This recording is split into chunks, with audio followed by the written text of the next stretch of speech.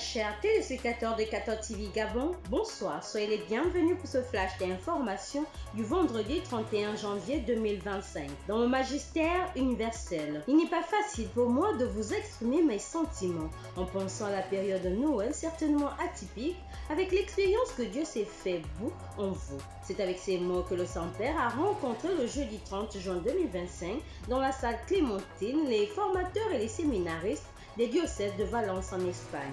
Bien que le pape François a réitéré sa solidarité après le passage de la tempête meurtrière en octobre dernier dans cette ville, il a rappelé aux séminaristes que nous sommes dans une année de grâce dédiée à l'espérance et qu'être prêtre, c'est être un autre Christ, c'est devenir de la boue dans les larmes du peuple. Le pape François a achevé cette rencontre en les exhortant à se donner librement car tout ce qu'ils ont, ils l'ont reçu gratuitement et leur a demandé de ne pas oublier la gratuité. Nouvelle d'Église.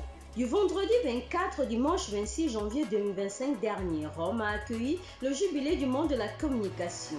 À cette occasion, son Excellence Monseigneur Lucas Sanou, président de la commission chargée des moyens de communication sociale et de la conférence épiscopale Burkina-Niger, a réagi positivement à l'appel du Saint-Père à désarmer la communication.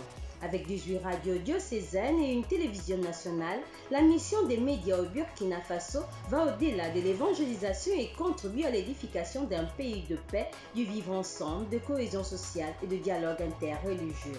Pour Monseigneur Lucas Sanou, cet appel sera ainsi une priorité pour les médias catholiques au Burkina Faso en vue de sensibiliser davantage à la paix et à la cohésion sociale dans un pays en proie au terrorisme.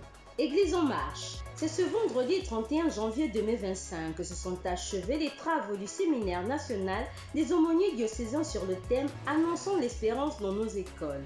Pour cette dernière journée, les travaux ont porté sur le parcours méthodologique du manuel du premier et second degré, le projet de budgétisation et le bilan financier.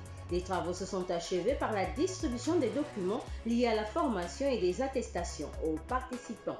Dans le diocèse de Franceville, dans la poursuite de la célébration du jubilé national de la vie consacrée dans le diocèse de Franceville, une messe d'accueil et d'ouverture présidée par son Excellence Monseigneur Ephraim Johnny, évêque de Franceville, concélébré par ses Excellences Monseigneur Jean-Patrick Ibaba, archevêque métropolitain de Libreville, Monseigneur Basile Vehengon, archevêque émérite de Libreville, Monseigneur Séverin Zengi Manganza, évêque du vicariat apostolique de Makoko, et des prêtres a été célébré en la paroisse Notre-Dame de l'Espérance de Mingara. En souhaitant la bienvenue à tous les participants à cette grande rencontre des consacrés en cette fête de Don Bosco, le célébrant principal a invité les religieux et religieuses à l'exemple de ceux qui ont contribué au réveil spirituel de notre pays, à la foi et à la confiance en Dieu. Monseigneur Ephraim a terminé son homélie par un vibrant hommage aux religieuses qui ont rejoint la Maison du Père l'an dernier.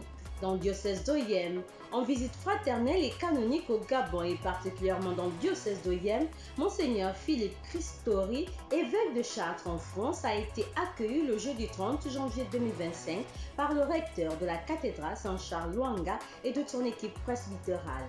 Monseigneur Philippe est accompagné d'une délégation de 3 couples mariés canoniquement. C'est sa seconde visite au Gabon.